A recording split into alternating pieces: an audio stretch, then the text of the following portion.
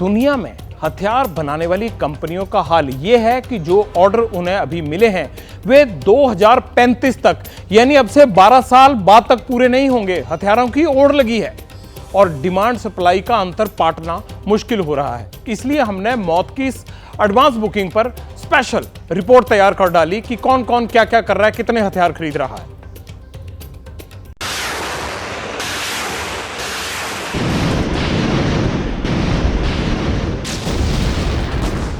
ये खौफनाक हालात हैं यूक्रेन के, जहां मिसाइलों से लेकर दूसरे बम रिहायशी इलाकों पर गिराना रोज की बात है।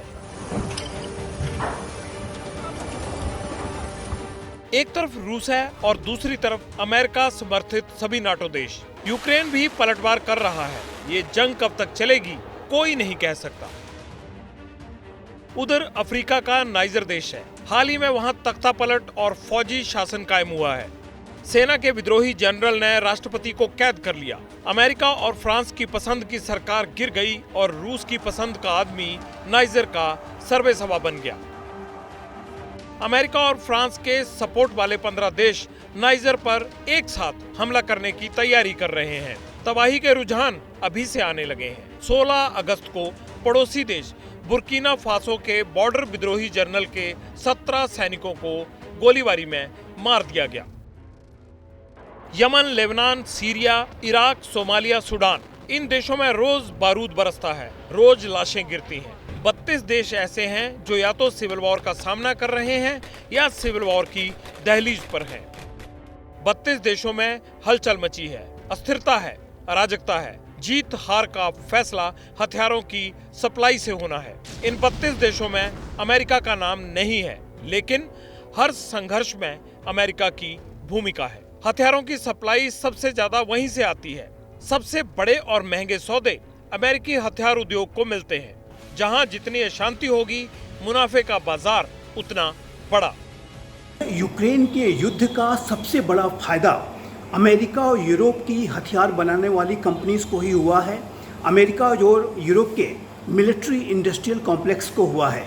और अमेरिका की चाहे वो बोइंग हो, लॉकहीड मार्टिन हो, रेथियान हो या नॉर्थरॉप ग्रुमन जैसी बड़ी कंपनीज हों, उनको ऑर्डर्स बड़ी मात्रा में मिले हैं।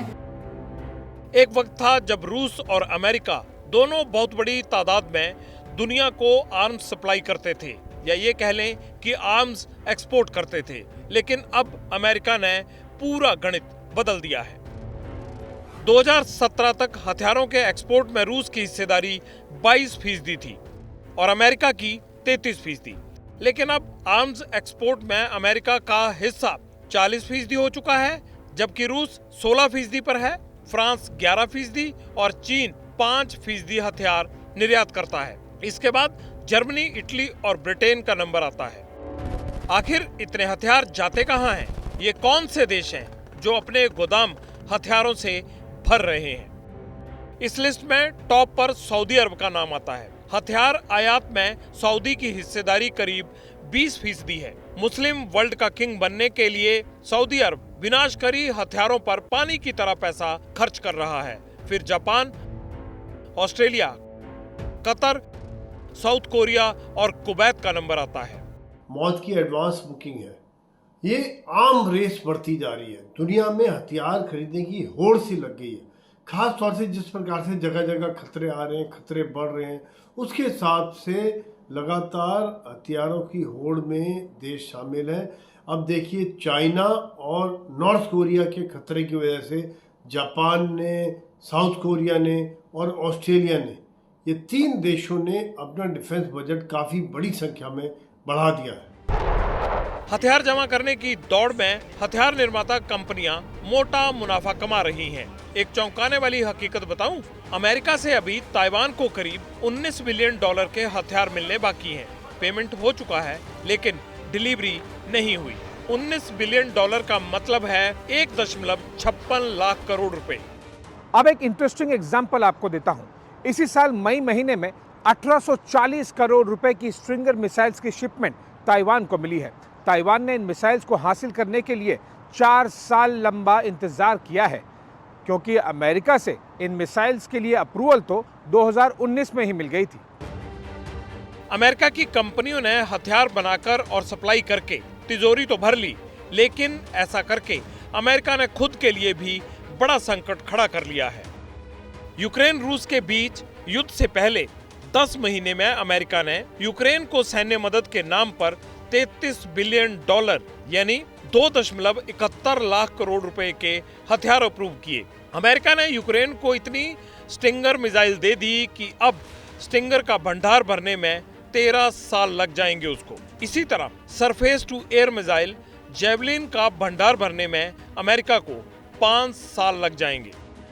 ये सब दुनिया में शांति और स्टेबिलिटी लाने के नाम पर हो रहा है, पर तनाव का तापमान बढ़ता जा रहा है और कब कहां स्थिति विस्फोटक हो जाए इसका अनुमान लगाना मुश्किल है। बहरहाल हथियारों की होड़ रुकने वाली नहीं और ना ही उसकी डिमांड सप्लाई का गैप पड़ता दिखलाई नहीं दे रहा। एक रिसर्च तो यहाँ तक कहती है कि अगर ताइवान की खाड़ी में जंग भड़की तो चीन के गुस्से से ताइवान को बचाने के लिए अमेरिका को मोर्चा संभालना पड़ेगा और अगर ऐसा हुआ तो हफ्ते भर से कम समय में अमेरिका की लॉन्ग रेंज मिसाइल और पीजीएम वेपन खत्म हो जाएंगे। जैसे ही घड़ी का काटा दोपहर 2:30 पे आए, बबीता जी का दिल सास बहू साजिश के लिए मचल जाए। और ये है इनकी बहू, पूरे दिन ऑफिस की टेंशन हो जाए गॉन जब ये करें अपना फेवरेट शो फ्री टाइम पे ऑन। इनकी तरह आप भी देखें अपना फेवरेट शो अपने टाइम पर और डाउनलोड कीजिए एबीपी लाइव ऐप अपने स्मार्ट टीवी पर।